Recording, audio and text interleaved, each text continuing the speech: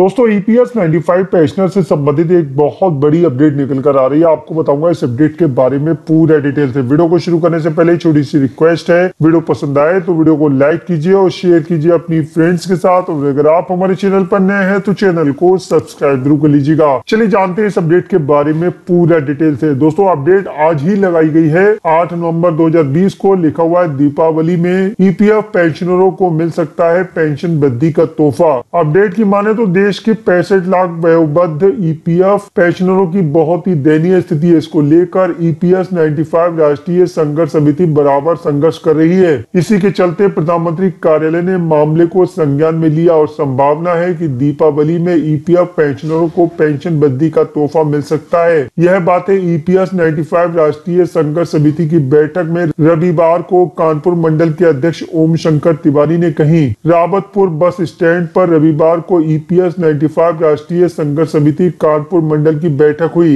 मंडल अध्यक्ष ओम शंकर तिवारी ने बताया कि राष्ट्रीय अध्यक्ष कमांडर अशोक राउत और राष्ट्रीय सचिव वीरेंद्र सिंह राजावत बराबर ईपीएफ पेंशन में वृद्धि करवाने का प्रयास कर रहे हैं। यही नहीं, सांसद हेमा मालिनी का भी विशेष प्रयास जारी है। उन्होंने प्रधानमंत्री को लिखे पत्र में कहा कि देश के 65 लाख वयोवृद्ध ईपीएफ पेंशनर्स बहुत ही दयनीय स्थिति में है, जो कि आए दिन मृत्यु की गोद में समा रहे हैं। अतः उन्हें 1500 रुपए, दोस्तों यहाँ पर मिसप्रिंट हो गया है। दोस्तों यहाँ पर है 7500 रुपए, ये गलती से यहाँ पर प्रिंट हो गया है। तो इस तरह से यहाँ पर लिखा हुआ है। अतः उन्हें 7500 रुपए एवं महंगाई भत्ते के साथ साथ चिकित्सा सुविधा शीघ्र प्रदान की जाए। प्रधानमंत्री नरेंद्र मोदी ने विषय की गंभीरता को देखते हुए पेंशन धारकों की समस्याओं को तुरंत सुलझाने हेतु दिशा निर्देश भी दिए हैं। ऐसे में हम सभी ईपीएफ पेंशनरों को यकीन है कि प्रधानमंत्री जी दीपावली से पूर्व पेंशनरों को पेंशन वृद्धि का तोहफा प्रदान करेंगे। इस दौरान सुंदर लाल पांडे, शिव शंकर गुप्ता, धर्मपाल सिंह, हरिशंकर शुक्ला, जहीर अहमद आदि मौजूद रहे। दोस्तों यहाँ पर एक बहुत बड़ी मीटिंग थी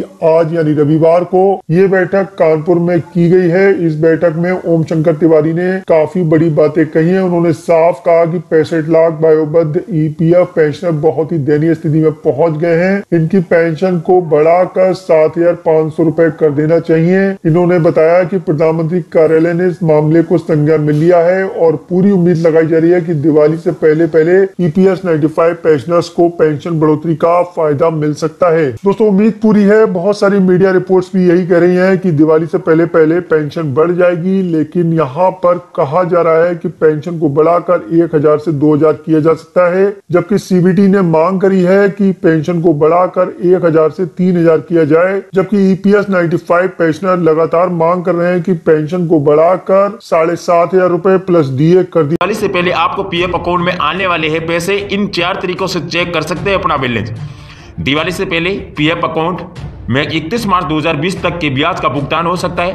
पिछले महीने की ईपीएफओ ने कहा था कि दिसंबर तक पूरा भुगतान कर दिया जाएगा। पीएफ अकाउंट पर 8.5% की दर से ब्याज भी मिलेगा। कर्मचारी भविष्य निधि संगठन ईपीएफओ दिवाली से पहले 8.5% की ब्याज की पहली किस्त पीएफ अकाउंट में जमा कर सकता है। सितंबर में ही ईपीएफओ के केंद्रीय बोर्ड जो सेंट्रल बोर्ड ऑफ टेस्टिंग ने कहा था कि 31 मार्च 2020 तक खत्म हो रहे वित्त वर्ष के लिए ब्याज का भुगतान इस साल के अंत तक कर दिया जाएगा। इस ब्याज को पहले 8.15% फिर 0.35% के 2 भागों में बांटा जाएगा। कहां से ब्याज का भुगतान करेगा ईपीएफओ? आपको बता दूं, कोरोना वायरस महामारी की वजह से ईपीएफओ की कमाई पर बुरा असर पड़ा था। इसके बाद केंद्रीय मंडी ने ब्याज दर का रिव्यू किया। रिव्यू के बाद बोर्ड ने सरकार से ब्याज दर 8.5% रखने की सिफारिश की थी। श्रम मंत्रालय लेबर मिनिस्टर ने इस बारे में जानकारी दी थी। बयान में कहा गया था कि 8.50% के ब्याज में 8.15% कर्ज से होने वाली कमाई से आएगा, जबकि 0.35% की रकम ईटीएफ जो एक्सचेंज ट्रेडेड फंड की बिक्री के जरिए जुटाया जाएगा। आपको बता दूं, त्वरित सेटलमेंट के लिए ईपीएफओ ने उठाया जरूरी कदम। कोरोना वायरस महामारी संकट को देखते हुए कोविड-19 एडवांस और बीमारी संबंधित क्लेम्स का सेटलमेंट तेजी से किया गया है। इसके लिए ईपीएफओ ने दोनों कैटेगरियों में ऑटो मोड के जरिए सेटलमेंट प्रोसेसिंग पेश किया था। इसके तहत अधिकतर क्लेम्स को महज 3 दिनों में ही निपटाया गया। आमतौर पर वैधानिक रूप से इसके लिए 20 दिन तक का समय लगता है। तो दोस्तों एक एसएमएस से पता करें आपका पीएफ का खाते का बैलेंस। मान के चलिए दोस्तों, अगर आपका यूएनई ईपीएफओ के पास रजिस्टर्ड है तो आपको लेटेस्ट योगदान पीएफ बैलेंस की जानकारी एक मैसेज से मिल सकती है। इसके लिए दोस्तों आपको बता दूं 7738299899 पर यहां लिखकर भेजना होगा ईपीएफओ हो यूएनएन इंग्लिश आखिरी 3 अक्षर भाषा के लिए है। अगर आपको हिंदी में जानकारी चाहिए तो आप ईपीएफओ यूएनए हिंदी लिखकर भेज सकते हैं। यह सेवा अंग्रेजी, पंजाबी, मराठी, हिंदी, कन्नड़ा, तेलुगु, तमिल, मलयालम और बंगाली में उपलब्ध है। ईपीएफओ अपने पास मौजूद सदस्य की जानकारी ही आपको भेजता है। इसी लिहाज से जरूरी है कि आपको यूएनए बैंक अकाउंट, पैन और आधार से लिंक्ड हो। अगर ऐसा नहीं है तो आपको नियोक्ता से इसे लिंक करने के लिए कहे। ईपीएफओ की वेबसाइट यूनिफाइड पोर्टल की जगह यूजर अब ईपीएफ का पासबुक एक अलग वेबसाइट पर भी देख सकते हैं। ट्रांसफर जैसी सेवाओं के लिए हालांकि यूनिफाइड पोर्टल का यूज अभी भी किया जा सकता है। पोर्टल पर पीएफ पासबुक देखने के लिए जरूरी है कि आपका PF account universal account number UNA से टैग हो।